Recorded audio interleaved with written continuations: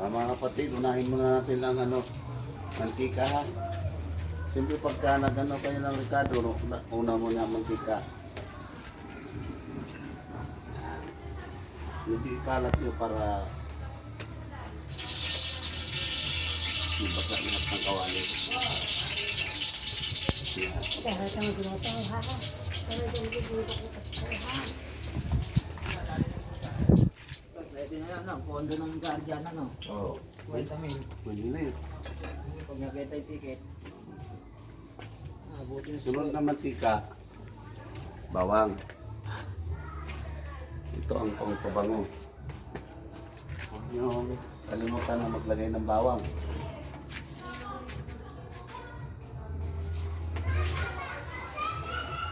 Pero bago nyo ilagay yung bawang, painitin mo na ang mantika, okay?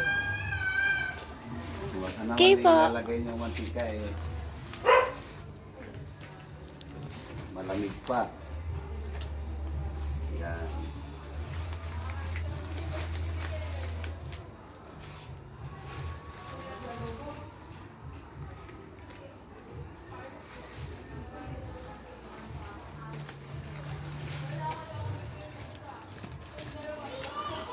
Tignan natin ha. Bawang. Yan.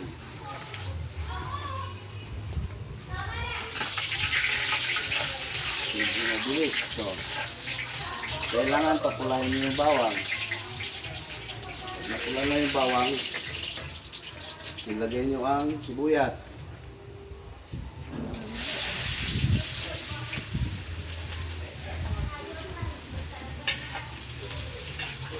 Kailangan pag may bawang, may sibuyas.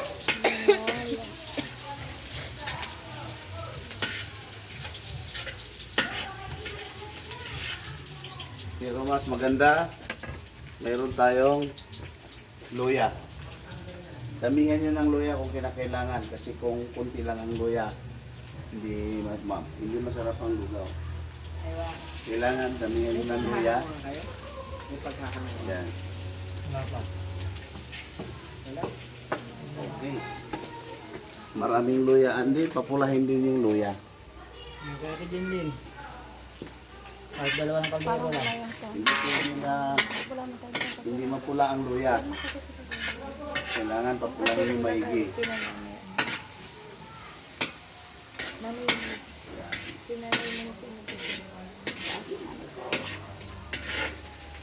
Kung meron kayong silin, mas maganda na sa silin kayo magluluto. Pero dahil ako'y walang silin, gatong na lang ang ginagamit ko. Mahirap lang. So, mahirap lang po kami. Kaya kung mayroon kayong bakante dyan na silin, pwede naman kayong magbigay sa akin para tuloy-tuloy ang ating feeding. Lahat para sa Panginoon. Kaya kung kayo ay may mga bakante dyan, ayan, para hindi ako magtiis sa puso, ayan. Tandaan nyo kapag nagluto kayo ng ganito, huwag nyo ipagkatiwala sa hindi nakakaalam. Okay? Kasi Okay. mahalaga na yung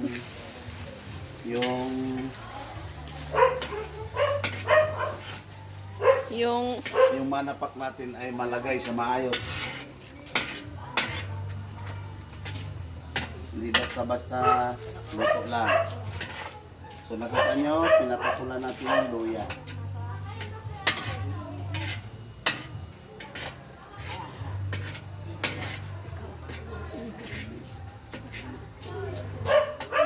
Yan.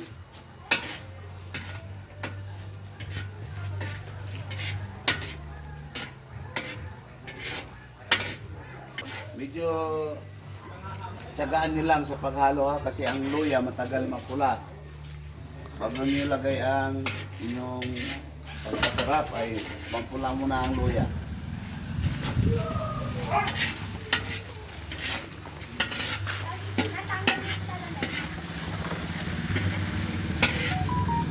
Hindi lang kita yung ano ni Pastor. Anong hindi kita?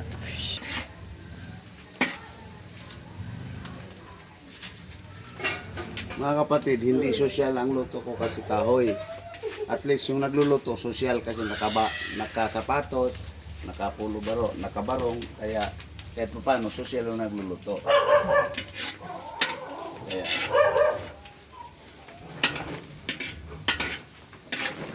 ngayon, dahil pula na yung luya, lalagay na natin manok. Ang manapak, pwede rin na hindi lagyan ng manok kasi manapak yan, kompleto na yan. And then, kompleto na yan sa vitamins. Pero, mas the best na lalagyan nyo ng manok para mas sasarap. Kasi, ang kakain nito ay mga bata at vitamins. Kailangan masarap din. Hindi porque may vitamins, hindi mo na pasarapin. Kailangan mo pasarapin. So, nakita nyo, napakarami akong nilagay na manok ko. 2 malalaking manok po yan. Yan na yung ilalagay natin dito. Yan. At siyempre, haluin din na mabuti. Yan.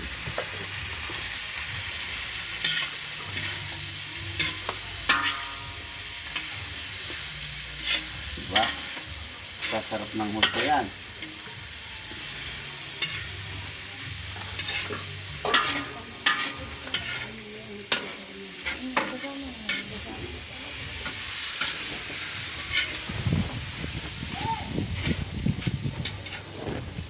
Kung nakikita nyo, mayroong isang buong liig na malaki, para yan sa akin mamaya.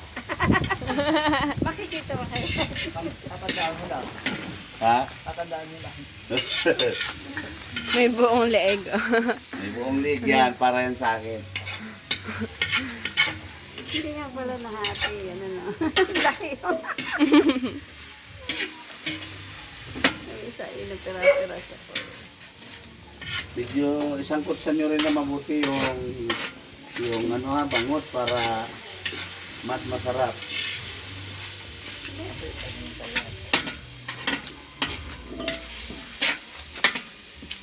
Okay na. Pero pag nagluluto kayo, kailangan mayroon kayong assistant.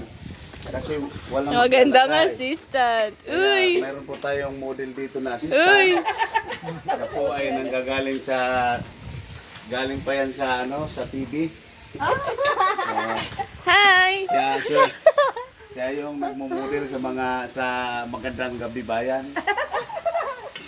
Pa, may pangalawa ka ding assistant. Pagka medyo pula na rin ng kaunti yung ano, lalagay na natin ng tubig. Huwag nyo na tatanggalin. Lalagay nyo na yung tubig. Okay. Yan. Para yan na yung magpapasarap sa sabaw. Yan, sige. Punuin na yan. Siyempre, punuin nyo na ng tubig. Yung inyong, huwag nyo lang tatanggalin kasi yan ang magpapasarap sa sabaw. Makikita nyo mamaya, malinamnam yan ang pasarap yan. Sa ngalan po ng ating camera girl, si Mona Lisa Suhian, Look. siya po yung ating camera girl. Asher! Mayroon po tayong guest, bata, si Asher. Ayan. Asher, paano daw pogi? Thank you, Len. Po ng aking kabro sa Guardian, siya po yung maasahan ko. Ito po siya po yung nag-iigib ng tubig. Yan. Yan po yung kabro ko sa Guardian. Yan ang hindi ako iniwanan sa lahat ng aming activities na riyan yan. Tumutulong sa atin. Ang aming anniversary yan ang tumulong din sa akin. Okay.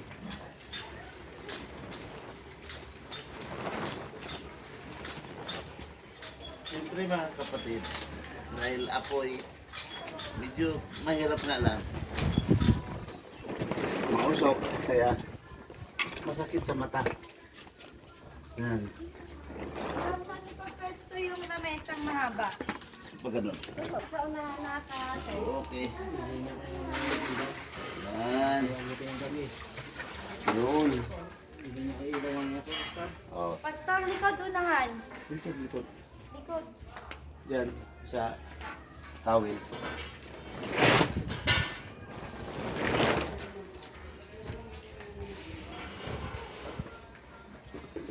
Siri. Bilisan mo yung apoy.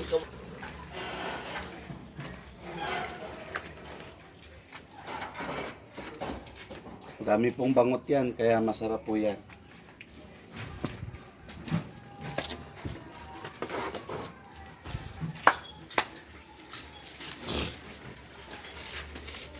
Siri. Agatong. Yan po si Mateo, ay si Lucas. Pumalit po yan kay Mateo. Yan po yung Lucas ko. Sa'yo lang. Lukas ko. Titin. Pagod ka. Sige na bro, okay na. Ihalo kaya kita sa aso. Ano laman-laman yan? Yun, kaya pala yun. Ha? Hotdog.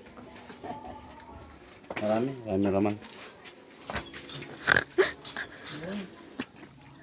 Marami pong laman yan, no? Gusto ko Yan. naman na pa. Kaya masarap po yan. Kailangan damihan nyo ng sabaw para mas maraming magagawa. Kasi kung kunti lang sabaw, kunti lang din ang magagawa nyo. Pag ganito kalaking anak yan. Bigyan mo ko ng isa. Anong gunti? Kukuha lang ang gunting. Pag ganito kalaking kalwasi ang gagamitin nyo sa pagluluto, siyam lang na ganito. Huwag niyong damihan, huwag niyong gawing 10, 12, wag kasi kaunti ang sabaw, hindi maganda. Matutuyo ang lugaw. Hindi masarap sa lugaw na tuyo. Kailangan meron siyang sabaw. Habang hinihigop ng mga bata yung sabaw na masarap ang lasa. Kaya pag ganito ang talyasi nyo kalaki, siyam lang na ganito ang ilalagay ninyo. Ano pala siya eh? Mabango.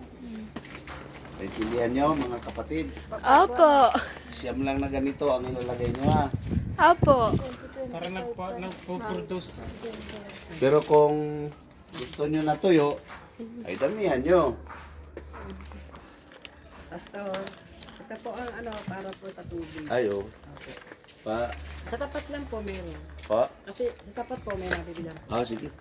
Paano? Pabili tayo muna. Kaya ang manapa, Pagka kami kumuha, 20. kaya pakuluin nyo muna. Huwag nyo munang ilagay ang manapak na hindi pa kumukulo. Mas maganda yung kumukulo na siya para habang nilalagay, hinahalo siya. So pakuluin muna natin ang tubig para ma-absorb ng tubig yung halo nyo para masarap yung sabaw.